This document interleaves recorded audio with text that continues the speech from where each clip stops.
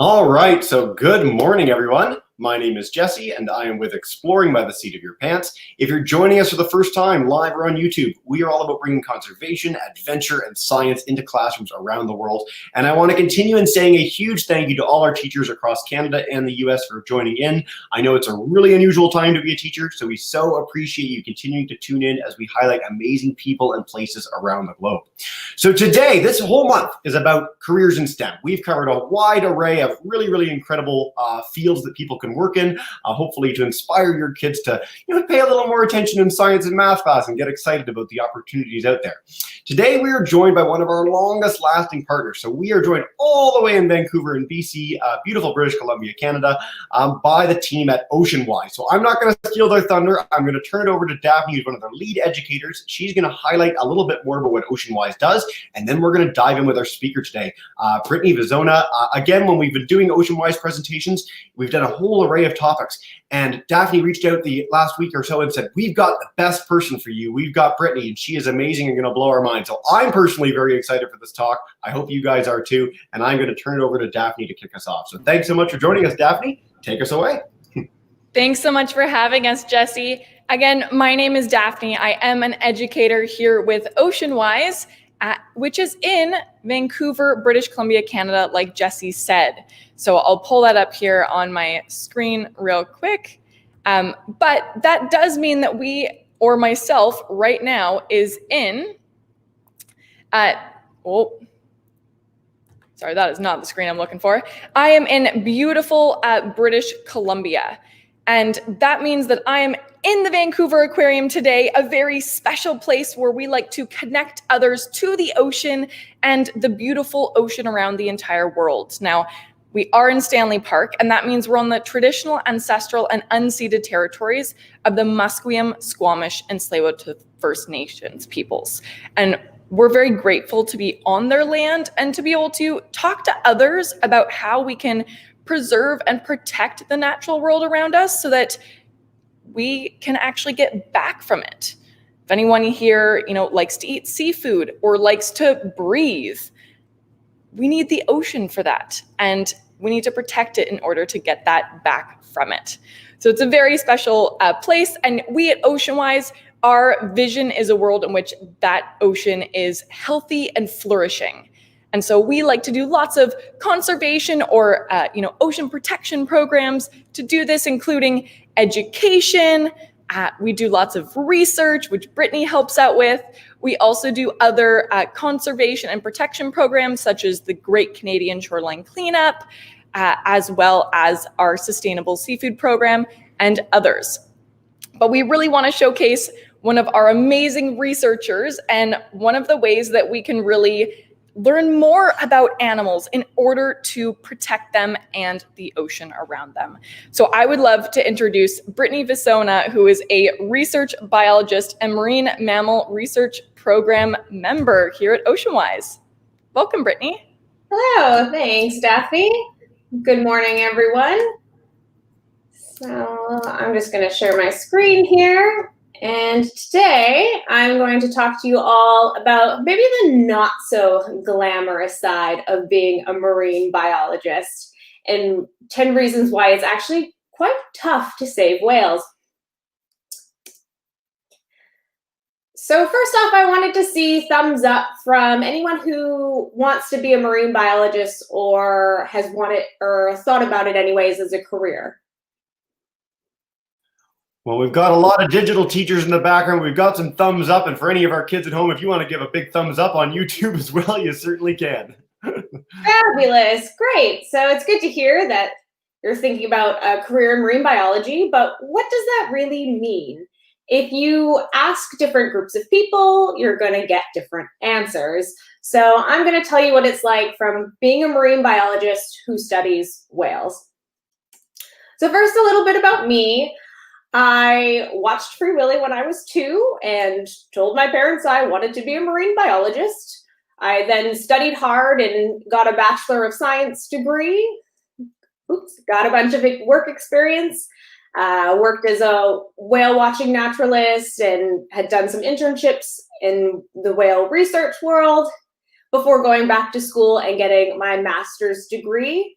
After I finished that degree, I actually didn't get a job with whales. I got a job as a fisheries observer, so I was on fishing boats counting the fish that are thrown overboard as bycatch and are not brought in to dock. And then I finally ended up with a job studying whales. And so that's where I am now as a research biologist with OceanWise.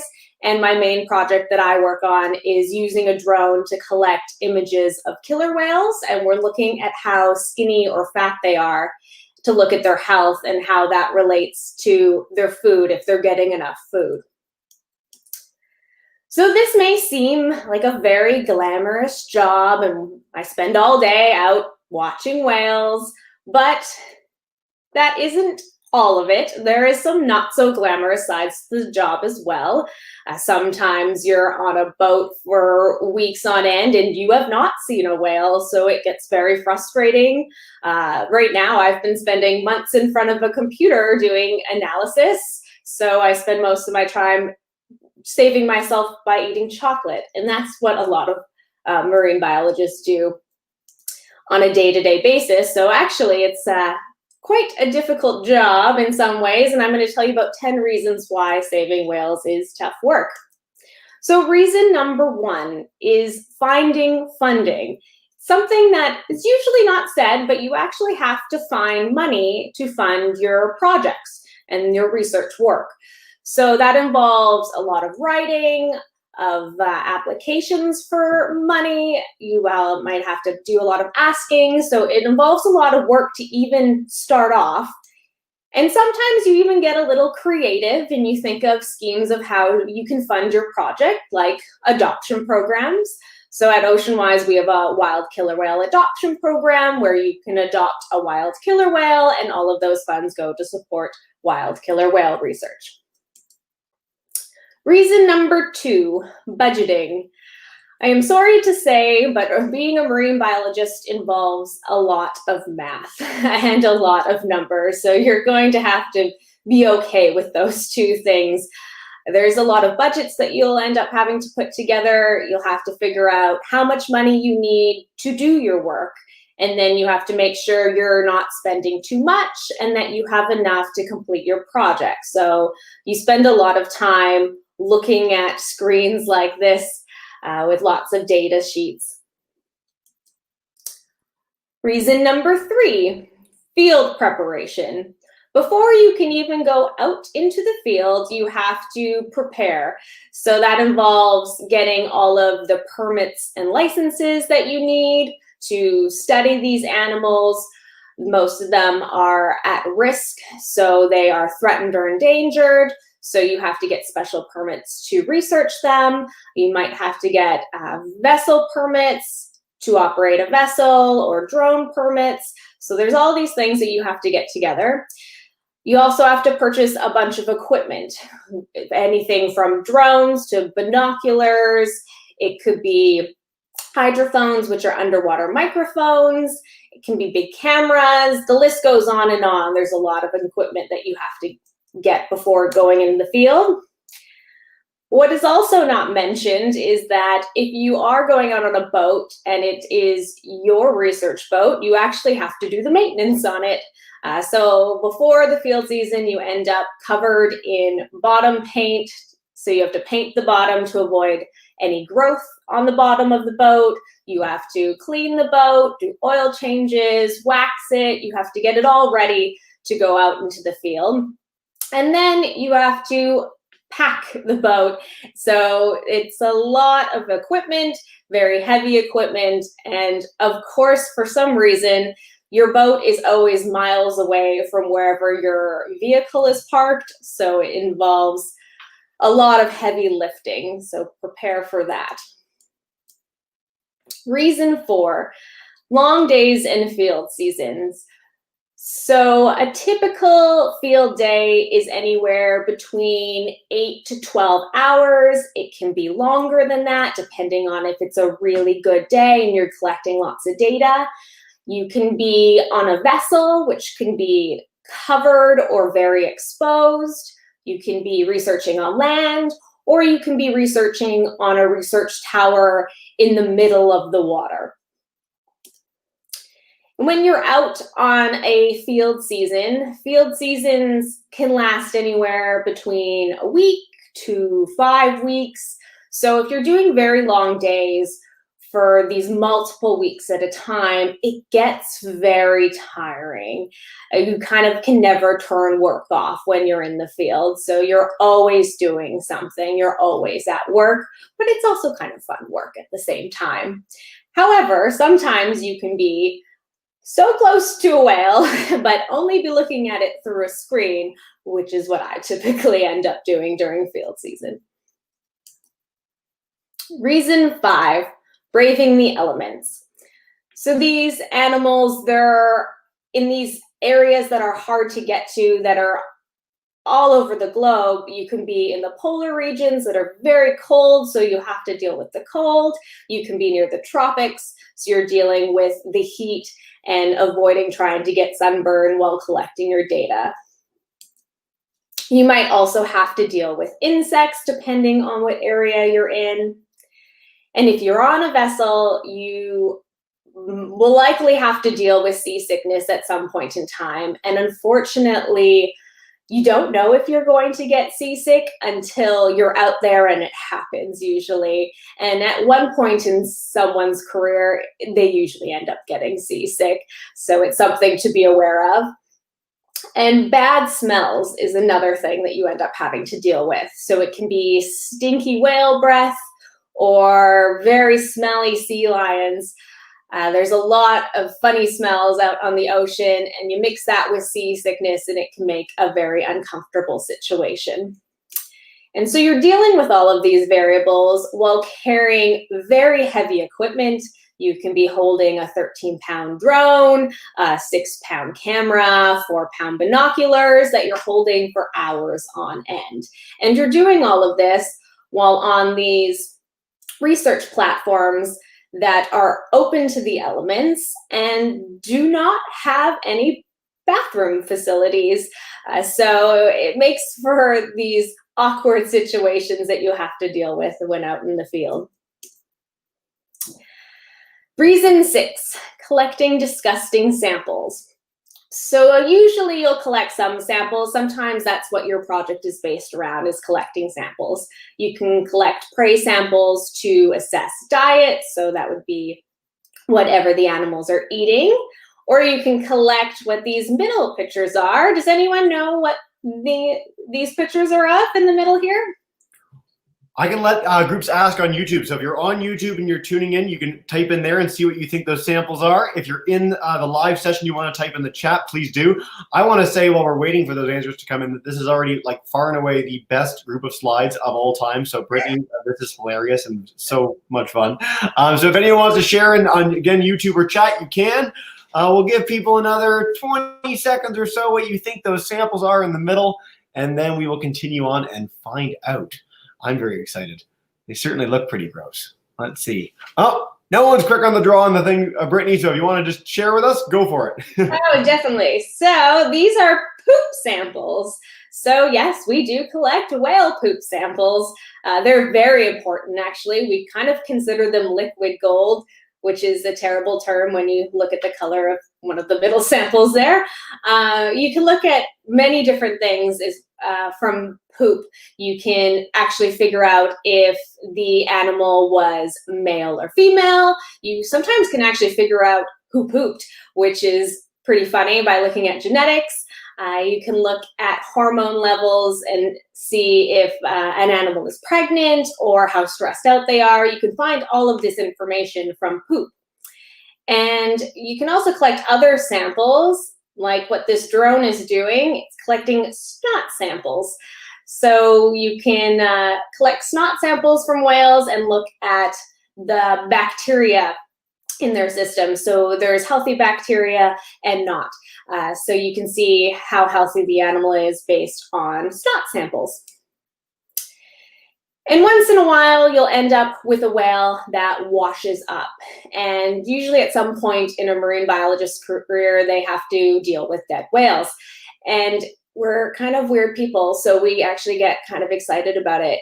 because you get to do kind of cool things. You get to look at aspects of the animals that you generally wouldn't see. And you get to determine things like how the animal died. You can figure out the sex. You can identify the individual or what population it came from. And you can look at levels of contaminants, what the animal was eating, and if it was stressed or pregnant. So lots of information comes from these stranded individuals. Even though it looks disgusting, see, we all have smiles on our faces. Reason 7, unpredictable field seasons. So as I mentioned, it's long field season. Sometimes they're actually short, and you have to collect all your data no matter what the length of your field season is. So it gets very stressful if you can't find whales. And it does happen where they're not around then. They are somewhere else, and it's not the fact that you can't find them, because it could be perfectly flat out on the water. They're just not around. So that can be very frustrating. What can also be frustrating is if you do find whales, and you're ready to go and collect your data, and the weather then doesn't work in your favor. So whether it's too choppy of seas to collect your data, or it's too windy to fly the drone, so it can make for these very frustrating situations. In addition to that, you always end up dealing with troubleshooting of equipment. Something doesn't work for some reason, so it just ends up in these situations that everyone's very stressed out. If the weather conditions are great, you have whales, and then now your equipment's not working. And sometimes equipment likes to do weird things, so you end up losing some of your data or equipment. Drones like to fall out of the sky. I have definitely had this happen. It is not fun. You can have acoustic recorders that are recording underwater sound that you leave underwater for days on end, and then you go to retrieve it, but the tides have moved it around, and you're trying to find this item under the water, and that can be a very stressful situation. Same if you've lost any samples you're trying to collect when you're out on the water. So it makes for a difficult time out in the field. Reason 8, months of data analysis. So once you finished your field season, you've dealt with all of everything that happened in field season, and then you come back to the office with all of this data. You have thousands of photos or hours of acoustic data or video footage or sightings data. You have all of this data that you have to sort through and organize to be able to answer your questions. And if you've collected samples, you'll have to spend hours in the lab going and analyzing the samples before you can actually start to answer your research questions. And then once you do analyze your samples and you've kind of organized your data to a point that you can start finding trends and answering your questions, you spend all this time in front of a computer, again, playing with numbers, so doing lots of math, statistics. Coding is actually very important in marine biology, and you spend a lot of time mapping and creating graphs, and then you get really nerdy to telling everyone, hey, look at this graph. But it's worth it, but you could spend, like I said, a year in this one graph here just to make a graph. Reason 9, endless reports and papers. So there's lots of writing when it comes to marine biology. You end up writing lots of reports throughout the year, and the whole goal is that you had a question that you went out to try to answer by collecting data. So by the time you do your data analysis to answer it and you've found your findings, you want to tell the world. So you want to publish it in a scientific journal, but that process is very time consuming and difficult. Sometimes your paper is accepted, sometimes it's rejected. So it gets a little painstaking of a process, but you have to persist through. And reason 10, hours of public speaking. So as a marine biologist, you just have to do public speaking. It's a requirement of funding, and it's necessary to get your work out to the world. So you kind of have to get used to it, from doing public speaking in just a general public audience. It could be through social media. It could be television interviews or at scientific conferences. There's always some sort of public speaking involved in being a marine biologist. And you do want to do some public speaking because you want to highlight what the issues are, what you found, and how the public can help. So I've mentioned all the reasons why it's tough to be a marine biologist, but so why actually become one? Well, because of moments like these. We get to see incredible things that other people just don't. You get to look at these animals and understand a bit more of them, and the oceans are just so incredible because we just know so little about them still. So it's just amazing to be involved in any sort of marine work, because most of it is just new, and it's just, you learn more and more things every single day. And if you don't become a marine biologist, don't fret. You can still help our marine life. You can get involved if you are on the west coast of Canada or in Washington State. You can report your whale, dolphin, porpoise, and sea turtle sightings to the BC Cetacean Sightings Network. They have an app that you can download so you can report your sightings, and that helps us to look at the distribution and number of animals all along the coast. This helps us find what habitats the animals use to better protect it. If you are on the East Coast, there's sightings networks on the East Coast too. It would just take a quick Google search to find out what one is in your community to help report to.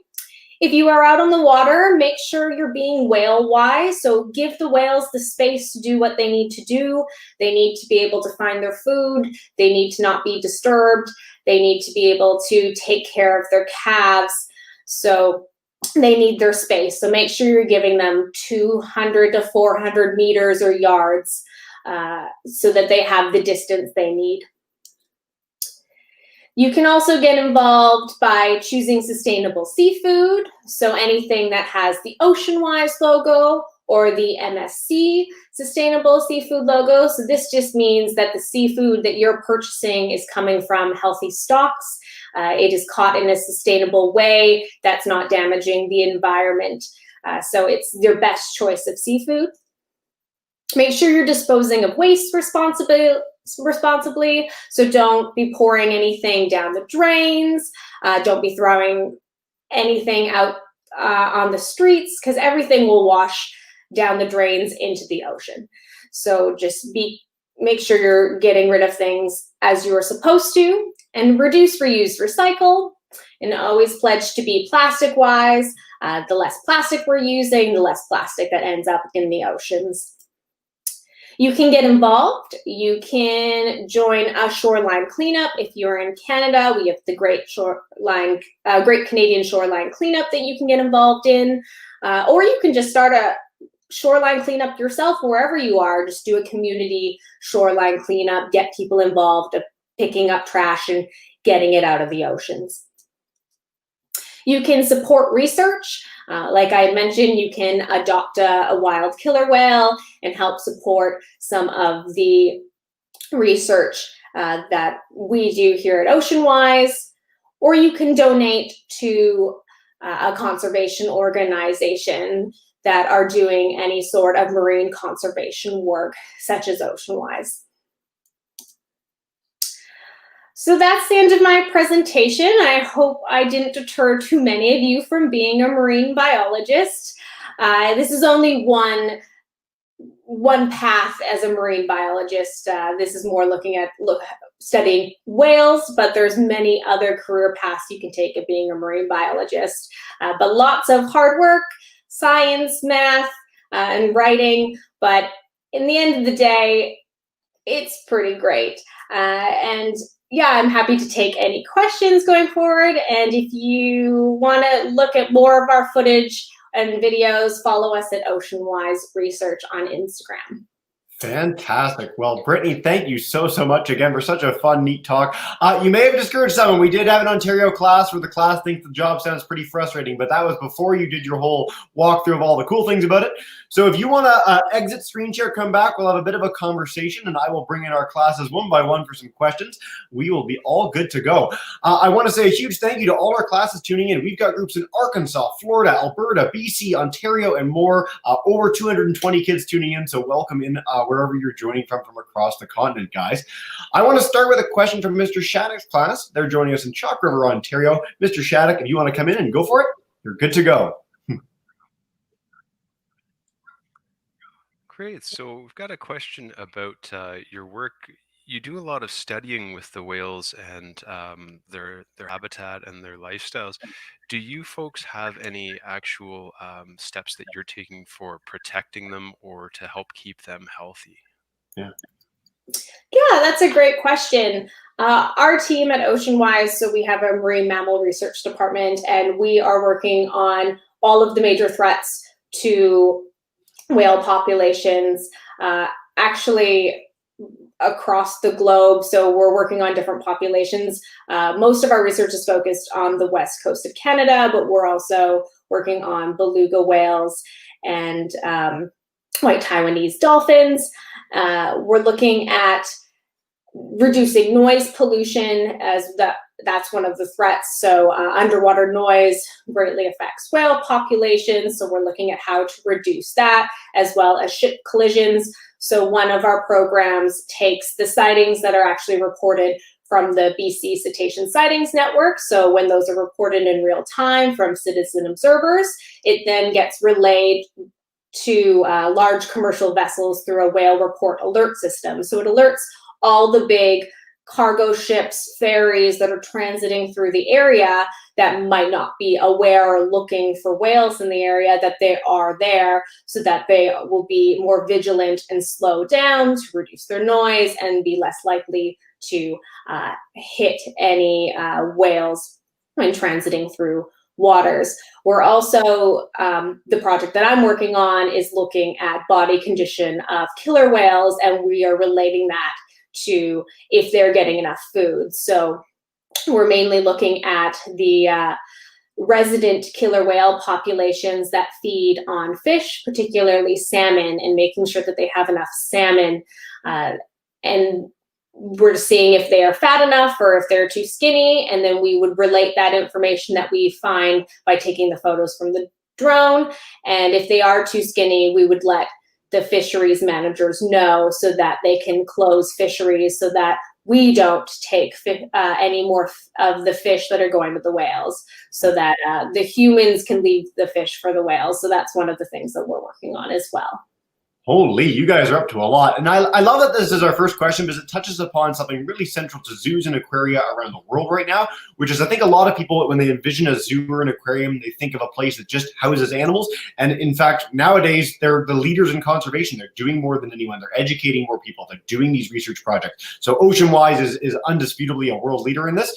So everything that Brittany mentioned today, you can check out on their website, which I will link to at the end of the broadcast as well. Great question, Mr. Shattuck. Let's go to Ms. Langer's class joining us in Coburg. If you guys want to come on in, go for it.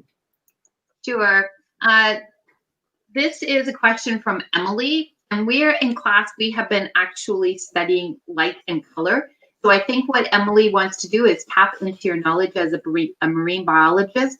And she's wondering, they've been looking at animals that live in the really depths of the ocean and how they illuminate or create their own light. And so she's wanting to know too how these animals, or how animals get their color. That is a great question. Yeah, that I'll try my best to answer it. You'll notice with a lot of the marine life, depending on where they live within the water column, they'll be of different colors, and there's a reason for that. You'll also see some different patterns on different animals as well, and this relates to several different things. Coloration first.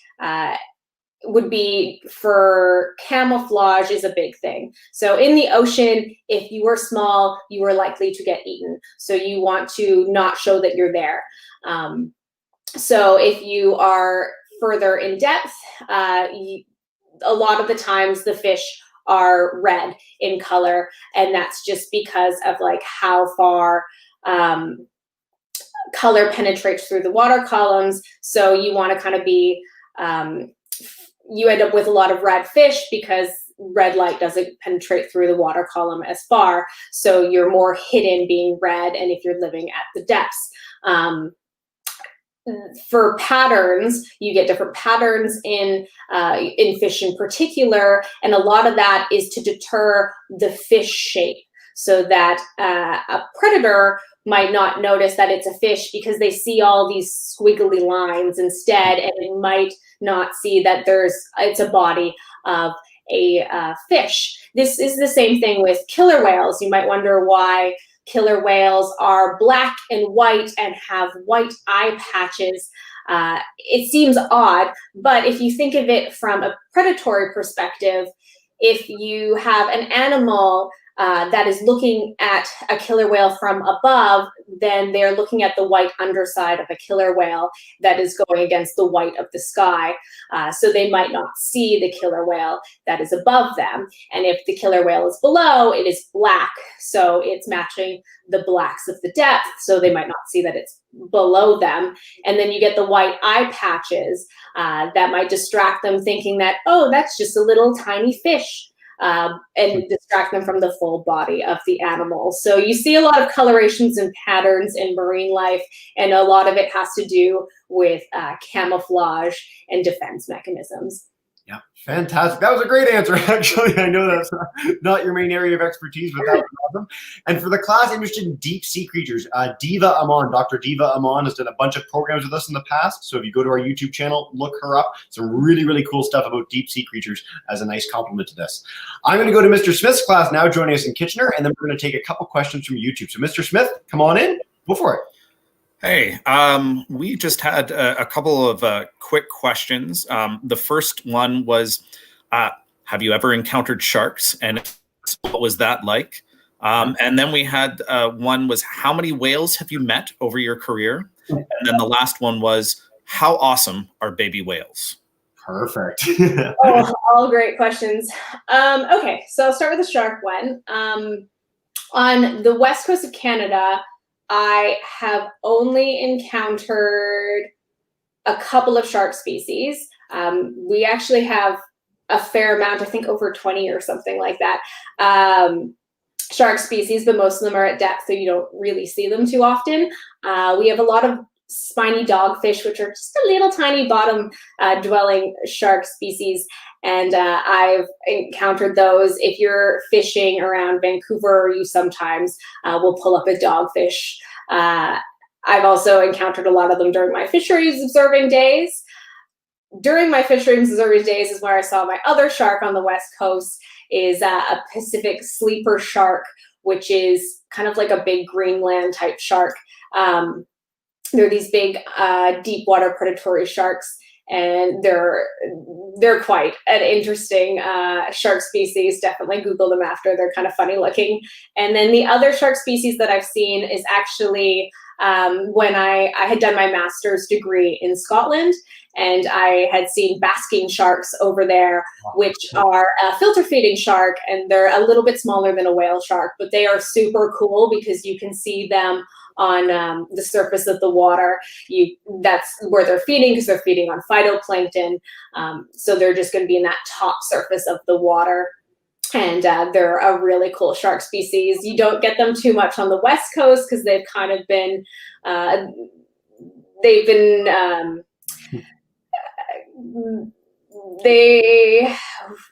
the government kind of got rid of them at one point in time, and now they're like slowly trying to get back. So you might see a couple of sightings here and there.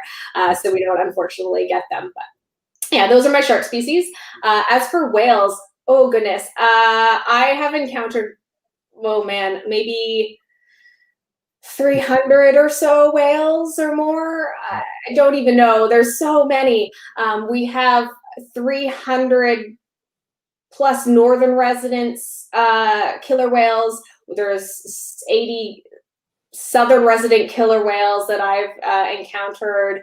There's a lot of big marine mammal eating killer whales off of our coast that I've also encountered, and there's like humpback whales, Pacific white-sided dolphins. There is an enormous amount of whales across the west coast of Canada and Scotland that I have encountered over my years as being a marine biologist. So definitely a lot.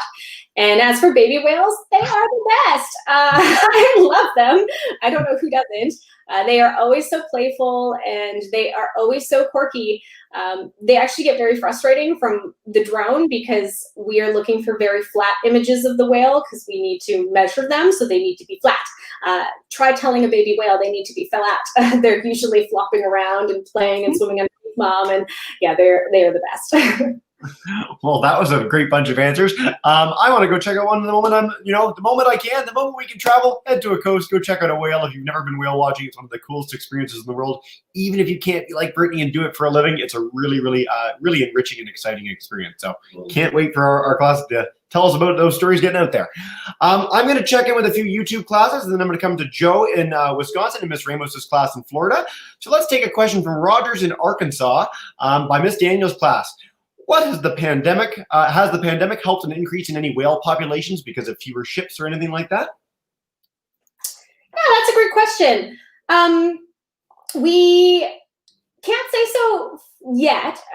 Nothing. It's only been shutdowns have essentially started in March, so we haven't quite hit that year mark yet. But what we have seen is a reduction in noise, which is a big, big thing. So underwater noise affects a whale's ability to find food, to find mates, to communicate with one another, to navigate where they're going. So any reduction in underwater noise is benefiting the whale. So it's helping them do what they need to do to find their food, to get where they're needing to go. So that's helping them. So the nice thing about the pandemic is that it's been very quiet. There's less boats out there, so likelihood of the whales having a really good year this year is very high. So we'll see that in down the road in next generations. We might see a lot more calves in the next couple of years because the whales did so well this year in finding food and mates. Excellent. Great question, guys. All right, a couple more rapid fire ones from YouTube and we'll go to our live groups. Miss McLaren's class wants to know, what season do you prefer to gather data in? Good question. Summer. Summer is usually when we, on the West Coast anyways, it depends on obviously where you are in the globe and when the whales are in your area. But for us, summer is the main months. It is the best weather conditions. You're most likely to get out on the boat and find the whales because they're around. Yeah, very, very cool. And then our class, Ms. Rincone's class, joining us in Edmonton, they want to know, how do you know where to go and what you're looking for? What's the deal? Sometimes we don't, is the answer. Generally, we kind of know the broad area based on just past knowledge of where the animals like to go, where we've had sightings before. Usually whales have specific routes that they like to travel, actually. And you see it with animals that you can ID every year. So they like to go the same way through the islands. They like to make kind of similar stops. So you can kind of guess where you think they're going to be. Are they always going to be there? No. They might do something differently. They're all prey driven. So they're all going for wherever the food is. So if there's any changes in the ocean, so whether that's to do with climate change and that affects the food at the bottom level, so if it's affecting phytoplankton and zooplankton and the fish, that's going to affect where we're finding whales. But in general, year to year, we kind of have an idea where they're going to be based on previous years. Fantastic. Thank you so much, Brittany. All right, we're going to take two more questions from our live groups. And unfortunately, I'll walk through with all our live groups and YouTube groups how you can share more questions after the fact, too. I know we're getting more than we could possibly answer in one presentation, which is the best problem to have, really. So let's go to Joe, joining us in Mount Auburn, Wisconsin. Hi, Joe. Welcome in. What's your favorite kind of whale? No pressure. I'm biased to killer whales. I love them. They're my favorite. I think a lot of it has to do with Free Willy, and I've never given up the dream of studying killer whales. But they're, especially on the West Coast, they're my favorite. They have these tight family bonds, and most of them stay with their mothers for life. And I love their story, and I love how they interact with one another. Very cool. Great question. Thanks, Joe. And then let's go to Ms. Ramos's class joining us in Miami. If you guys want to wrap us up with one more question, go for it. Hi, guys. Hi. So come on up and ask a question. Do you just study whales or do you study other animals? Yeah. Good question. Yeah, usually for me, I just study whales, but when you're studying whales, you end up actually studying other animals as well. You want to look at, for a whale to do well, they need to have food. So sometimes you end up just studying their food. So you can actually study, in general, you'll be doing research that benefits whales, but you're actually might just be studying fish, or you might be looking at zooplankton, because whales eat zooplankton as well. So you might be studying little invertebrate creatures or fish, and in general that benefits the whales. But most of my work is just whales. Yeah. Great question, guys. All right, so before we wrap up, I want to share a few links. I'm going to bring Daphne back in a minute to explain something else, and then we will wrap up from there. So first and foremost, if you guys want to learn so much more about the work that OceanWise does and dive in on a whole slew of amazing ocean resources, check out education.ocean.org. OceanWise probably is the most robust education group for ocean literacy in the entire world, so they've got a slew of incredible stuff on their website. If you happen to be on the west coast of BC, wildwhales.org allows you to track your cetacean sightings, help out researchers like Brittany do the work that they do. If you want to make sustainable seafood choices, Brittany highlighted this in her last slide, but seafood.ocean.org allows you to make really sustainable choices when you're at the grocery store or restaurants. And two last things, I promise. Killerwhale.org was also featured by Brittany. Check it out. Again, some really cool resources there. And if you want to take part wherever you're joining from across Canada or the US, shorelinecleanup.ca allows you to find resources on how to organize a shoreline cleanup, take part, and contribute to a global citizen science collection.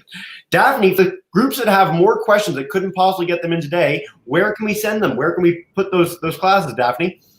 I would say one of the best ways to ask those questions is actually to send us a message on Twitter at OceanWiseEDU is our Twitter handle. And we're always taking a look at there and answering as many questions as we can.